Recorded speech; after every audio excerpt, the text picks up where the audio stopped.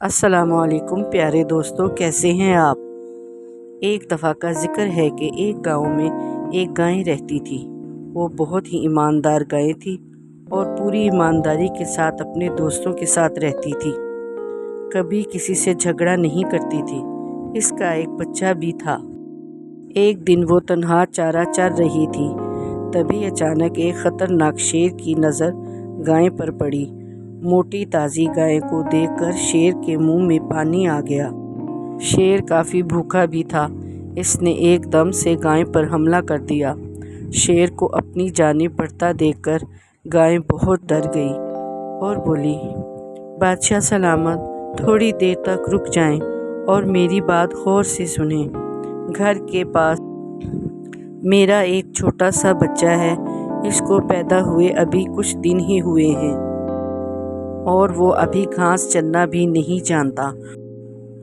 وہ بہت ہی معصوم اور کمزور ہے اور میں جب بھی گھر سے نکلتی ہوں وہ میرا بے صبری سے انتظار کرتا ہے۔ وہ بہت بھوکا ہوتا ہے۔ میں آپ سے گزارش کرتی ہوں کہ آپ مجھے بس تھوڑا سا وقت دیں تاکہ میں اس بچے کو پیٹ بھر دودھ پلاؤں اور اس کو زندگی گزارنے کے طریقے بھی بتا دوں۔ پھر میں واپس آتی ہوں اور آرام سے مجھے کھا لینا۔ گائے کی باتیں سن کر شیر زور زور سے ہنسنے لگا اور بولا، کیا کہانی سنا رہی ہو؟ تم اپنے بچے کو دودھ پلا کر واپس آؤ گی؟ شیر غصے سے بولا، کیا مجھے بے وقوف سمجھتی ہو؟ میں جنگل کا بادشاہ ہوں۔ کیا میرے پاس دماغ نہیں؟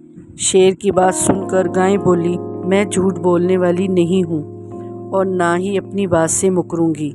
میں آپ سے وعدہ کرتی ہوں اور اپنے وعدے کو پورا کروں گی۔ آپ مجھ پر بھروسہ رکھیں۔ گائے نے ساری باتیں شیر کے سامنے رکھ دیں۔